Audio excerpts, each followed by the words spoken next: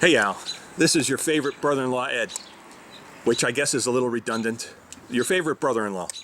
And I'm here today, the first of what I hope will be a few videos that teach you about some of the things that you'll need along the way in your travels with your trailer. So you recently bought a multimeter here, Astro AI 33 AM33D. And I thought I'd take a moment to tell you a little bit about this meter and how to use it. And hopefully we can take this series of videos bacterial or viral. Anyway, so this is the meter. It's called a multimeter. It can measure all kinds of things. It can measure DC voltage, AC voltage. It can measure DC current and resistance. And it can measure continuity, and it even has a little feature where it has a waveform that it can output from this thing, which you will never use. So don't even worry about that. First thing we're going to do is talk about DC voltage. Your trailer has a DC system. It's got 12 volt output, and so we're going to set the meter to this area where this marking is shown. It's a V with some straight lines, a straight solid line and straight dotted lines. So on your meter you can turn the dial to that area of the meter. Now you'll notice that there are different settings here. There's a 500 setting, a 200 setting, a 20 setting, a 2000 M setting, and a 200 M setting. On your trailer you've got 12 volt system. You're gonna need to put that on the 20 setting, because this will set the maximum range that the meter can measure, 20 volts. Okay? And you need to connect your leads to the meter. The black lead is going to go into the little spot that's marked COM, and the red lead is going to go into the center marked V. And now you're all set to measure DC voltage. And I brought a little battery with me here today. And I'm going to connect my leads to the battery. And you can see it measures 9.3 volts. Now if you have those leads reversed for some reason, you'll see a little minus sign pop up and you're measuring minus 9 volts. No big deal, you still know it's 9 volts. But if you're particular about it, you can swap those leads and get it to read positive for you. Okay, so that's DC voltage, and that's going to come in handy where you have a little outlet on your trailer that provides DC power, maybe some of your lights, or some of the you might have some DC outlets in your trailer, and if for some reason it's not working, you could make a measurement at the outlet and determine whether you have voltage there or not.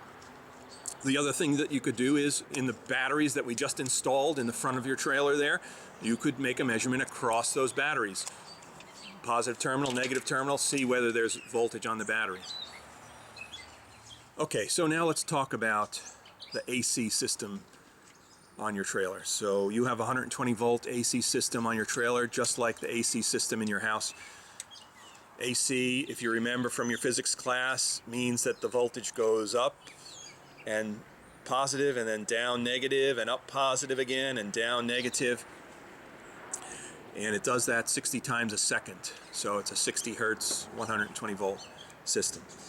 Same as in your house. Trailer is exactly the same. The inverter that we installed there last week has that same output. It takes power from batteries, 12 volt batteries, and makes 120 volts AC. So if you come to a situation where you need to verify your AC for some reason, you can use this meter to do it. And on the meter, there's an area that has a capital V and a little squiggly line, and that tells you that it's set to measure AC voltages. And on this meter you have two choices. You have a 500 choice and a 200 choice. The voltage that you're going to be measuring is only 120 volts, and so you can set that meter to the 200 setting. And I can go ahead and plug my leads into my outlet and make a measurement of that voltage. And I can see that I've got 125 volts coming out of the outlets in my house, which should be about the same for you. Now, you do have to be kind of careful when you do this, right? You want to make sure that you're only touching the plastic parts of the test leads. Don't be touching the metal while you're sticking this into an outlet, and make sure that you're not accidentally making these leads come in contact with one another, because that would cause a short on the AC system and could be dangerous. On your pedestals that you'll find at your campgrounds, if it's a 30 amp pedestal, 120 volts, same as what we just talked about. For a 50 amp pedestal, those pedestals actually have available on them 240 volts. Now, your trailer doesn't use 240 volts, and basically it comes into your trailer as two separate 120 volt systems. There's no problem. You won't ever measure 240 volts inside your trailer. But if you were to go and try to measure voltage at that pedestal, you could encounter 240 volts. So in that case, you'd want to make sure that you had your meter set to 500 setting, right? Because that would, the 240 volts would be higher than the 200 setting on the meter. And you also want to be extra careful when you're making measurements there, because 240 volts obviously is twice as high as 120 and could cause significantly more harm if you were to come in contact with it. So just be careful. I don't want my favorite brother-in-law's last words to be So, all right, we've covered AC and DC. Let's cover continuity. So continuity just means contact, right? This is the area of the meter that you would use to set it for continuity checks.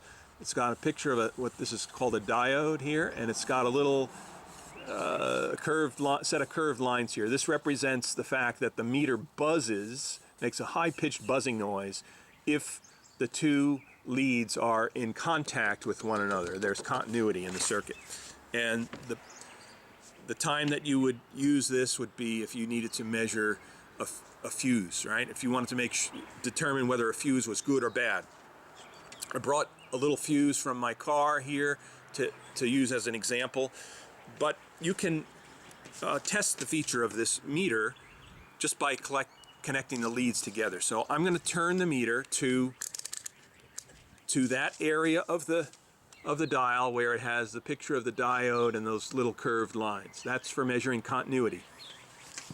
And you'll see that there's a 1 up here in the window. That just means open circuit. There's no connection here between these two leads. But if I connect them together, I get a beeping sound out of the meter, which tells me, hey, you've got connection there, you've got continuity, and the meter reads 0, which says 0 ohms, 0 resistance. Complete, perfect contact between those 2 points. Now, I've got a fuse here, and if I wanted to check the continuity of that fuse, I put my leads on the 2 ends of the fuse, and if you can hear the beeping, I can see that this fuse is good because I hear the beep and I see that the meter reads 0. So I've got a good fuse here. If it was a bad fuse, well, I'd have this situation.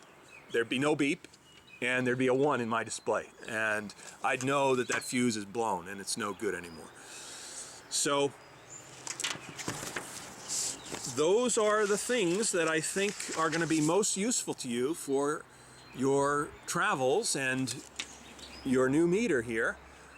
Wish you lots of luck with it, and we'll see you the next time we talk about some of the other systems and tools you'll need on your journey. See you later.